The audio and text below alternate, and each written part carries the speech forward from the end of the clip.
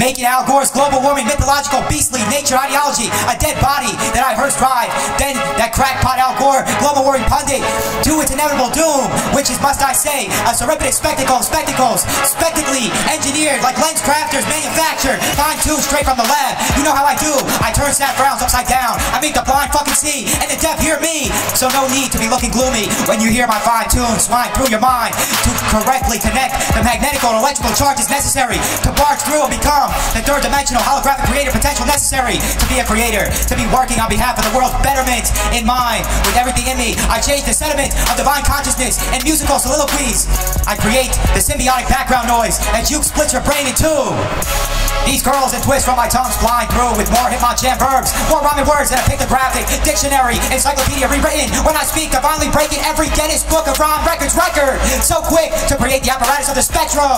You must understand the very holographic image you're staring at. I made so far I is ET UFO, unique to the fullest. Phone home, Windex wipe off the shit that you call music you've been listening to. Before I came in the room, I wiped your iPod clean, bobbing so fresh, like clean, never worn. Suede is my jets, the never fret to gyrate. Like Alex the Great, Ilgor Gammy, Julius of a Caesar versus Sputnik. Space-tational takeover is my game plan. Mission, land, air, and sea. God damn it. If any country doesn't like it, they can come see an F-35 as I give you the middle finger after I drop a bomb. Fuck you. My jet's so fast. Move, tickle, spit, catching spam like 15 illegal immigrants in a fucking old retardation bus of a van, deporting them back to Mexico. Oh man, you catch to my songs like a spring fling. However, you fling to my songs I sing to every season, not just a fucking spring. Ding-a-ling, I call it rhyme bling. Swinging hit verses with that rhyme bling, that rhyming bling that is fucking stinging, penetrating a virgin pussy, making her sling open her legs. So my menage a trois of eminence and wazita through the pink gushy whippy cushion of a soft pussy is like I'm wombat blowing, flying, gliding to and from your speakers like from tree to tree. The way those flying rats seem to glide through the air is the same exact way I be flying to your sound system, bouncing, pronouncing to your ears that this rap game is my fucking throne. Smelling so cologne nice, it's these lyric words I be breathing life into you like David into a Jew. With the goddamn holy of the spirit you now have I put inside you. NJ's finest, denouncing every fake Jack MC, murdering fake illiterate rappers who can't read or understand what long division means, like a Russian Spetnaz, hijacking planes. So secret ops using Muslim terrorists as a scapegoat with the holographic three-dimensional images of planes hitting buildings. The World Trade that day, that was in fact dispunged by a submarine Russian nuclear missile, but having KGB scientists alter, Photoshop in a couple planes to cover up the missile, handing the Photoshop disposition, edited footage by KGB undercover French tourists to the UK mainstream media, and the whole world is put in a coma. How can Vlad the Impaler Putin get away with 9/11 murder and blame it on our own government? Tormented, sick, twisted ideology is what the masses' brains are drowned with and tormented into believing. No idea of the Spetnaz JFK murder silent plot, which was not the CIA. I'll reiterate, our government did not kill JFK that day. It was in fact a Russian Spetnaz Oswald KGB spy for Russian wife that was behind the death of JFK in Texas that night. In 9/11, a Boeing hijacked Soviet Russian mission to unveil the Russian subdivision responsible for 9/11. This is the holographic disposition of my convulsions. Bitches, ruble, devaluation of a currency that my Jewish brothers will be keep on doing because they are aware, well aware of how the Russians killed JFK, knocked down our two towers and shot Reagan that day. I've had enough of Vlad Putin's left nut to also expose Russia's woodpecker with a modification weather capability. The reason whom is responsible for what caused Hurricane Sandy. It wasn't in fact a goddamn mother of a storm. It was fucking us with weather technology. Jesus Christ, they caused Sandy, knocked down our towers, shot JFK and Reagan, two of our presidents, thank God one survived. When in fact, will they own up to all the shit they've been plucking our feathers when we helped them win World War II? This is how we're repaid? Jesus Christ, volcanic come down one day, volcanic on the Indonesian fault line. Well, bury Russia in lava if they don't change their behavior. Mother Earth will take it to her own hands. Let's drop the nuke there. That's where they're vulnerable. Fuck it. This is the holographic disposition of my convulsions. So rethrottle your joystick as you shift your clutch. Compulsive, explosive, verbal, murder, criminal, rhythmic coercion. That just simply obliterates the American Contemporary English Dictionary. Top that V with this heat. You feel that which be the dictionary. Settling in remission as the smoke clears after it's been gunned the fuck out. To have heads that speak foreign languages. Understanding what I be saying with my hypnotic slangs of an old classic automobile like expose of a show. I am that fine thin. Pinpoint, painting with my tongue like a quill. Swaze of a feather of a Ben Franklin. Book writing pen to which HP that has enough inertia to bend the time-space continuum, then and bend your brain until you're fucking no longer insane. I leave you unsane, the same the most insane, when the mass majority had been labeled to be defined with the word insane. The opposite of sanity had been sanity for way too long. When you come to find out the whole world has been mind controlled with Russia's secret project weapon, the WOodpecker, to behave in ways that are opposite of sane. These Soviet KGB scientists have been scalar wave similarly to a microwave beam of a ray, but more technologically stealth-like, pecking at your brains with invisible beams of energy, to say the least, for goddamn too long. What is now considered sane is conceived as insane, making it fit to nimble. Real quick, I label what is sane a new term in the dictionary. The definition of my new word is unsane. Finally, I got you fine-tuned and remade with that 25-20 vision surgical operation with surgical statements. I secret ops dropped the IN off the top of the word sane and undercut plopped in the UN before the word sane and termed the word unsane. Because, you see, when the world has been scalawave, Russian scalar, mind fucked with mind control, secret project, WOodpecker, Soviet, infected invisible waves of energy that cerebrally induce the massive overall third-dimensional consciousness in a way so calculable, where common sense has been removed from the masses' brain's consciousness, making it impossible to control our people for our own benefit and theirs as well. These Soviets have been current jerking our financial system. I've had enough of Vlad Putin's left nut. So advanced is the Russian mind control technological advancements to try to believe that they were going to have the nation fall from within, until I came with the grace of God to alter mass consciousness and repeal sequestration. Obama, make that an executive order. Now shit, inputting back what the Soviets took out, the common sense, when in fact all your massive brains have been misfit, backwards, encrypted, sanity smoothed out, replaced sane with insanity. So thank God for your boy Twin C coming through with the holy righteous Jesus, God's will, to have come to deliver your insane brain with reverberating unsane verses to rewire you a sane equilibrium. Before I came, the word sane was just a word that no longer remained, like the word just, until I came through.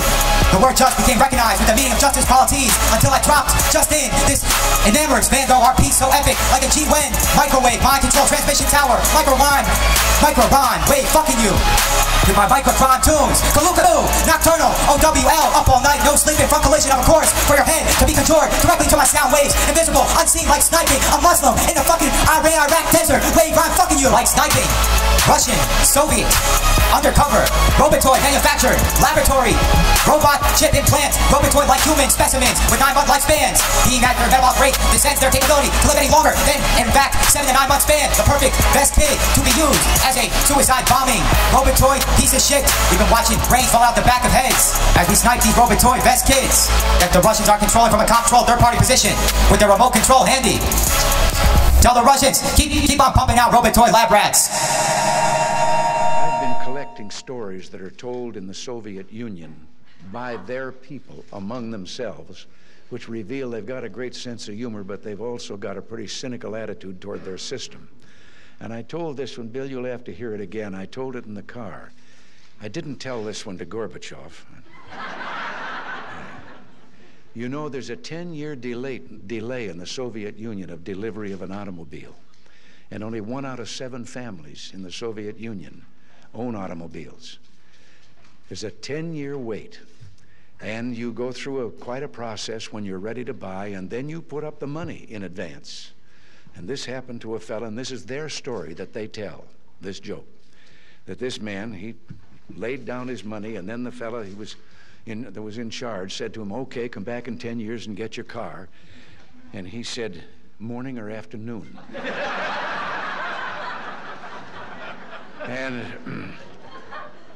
And the fella behind the counter said, well, 10 years from now, what difference does it make? And he said, well, the plumber's coming in the morning.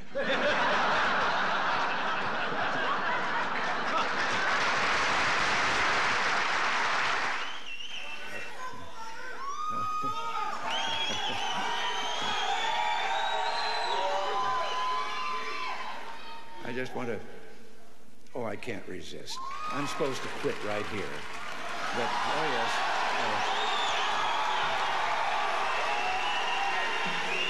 But in view of the fast things that I just said, I don't know whether you know it or not, but I have a new hobby.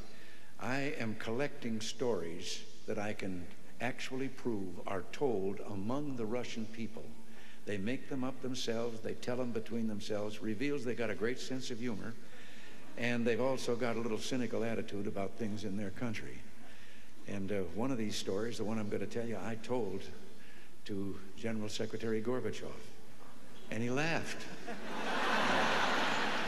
The story was an American and a Russian arguing about their two countries, and the American said, look, In my country, I can walk into the Oval Office, I can pound the president's desk and say, Mr. President, I don't like the way you're running our country. And the Russian said, I can do that. The American said, you can? He says, yes. I can go into the Kremlin, to the General Secretary's office, pound his desk and say, Mr. General Secretary, I don't like the way President Reagan's running his country. You know, less than 1 family out of 7 in the Soviet Union owns an automobile. Most of the automobiles are driven by the bureaucrats. The government furnishes them and drivers and so forth. So an order went out one day to the police that anyone caught speeding, anyone, no matter who, gets a ticket. Well, Gorbachev came out of his country home, his dacha. He was late getting to the Kremlin. There was his limousine and driver waiting. He told the driver to get in the back seat, he'd drive, and down the road he went. They passed 2 motorcycle cops. One took out after him. And pretty soon he's back with his buddy, and his buddy says, well, did you give him a ticket? And he said, no. Well, he said, why not? Oh, he said, too important. Well, he said, we're told to give anybody a ticket, no matter who it is. Oh, he said, no, this one was too, I could. Well, he said, who was it? He said, I couldn't recognize him, but his driver was Gorbachev. One of the more recent ones that I heard was about the man walking along the street at night, Moscow. Soviet soldier called to him to halt. He started to run. The soldier shot him. And another man said, why did you do that? Well, he said, curfew. Well, he said, it isn't curfew yet. He said, I know. He's a friend of mine. I know where he lives. He couldn't have made it. I heard one about a fellow who went to the KGB to report that he lost his parrot. The KGB asked him why he was bothering them. Why didn't he just report it to the local police? Well, he answered, I just want you to know that I don't agree with a thing my parrot has to say. Which makes me think of a story. Everything makes me think of a story. About 3 dogs, an American dog and a Polish dog and a Russian dog. They were all having a visit, and the American dog was telling them about how things were in this country. He said, you know, you bark, and you bark long enough, and then somebody comes along and gives you some meat. And the Polish dog said, what's meat? The Russian dog says, what's bark?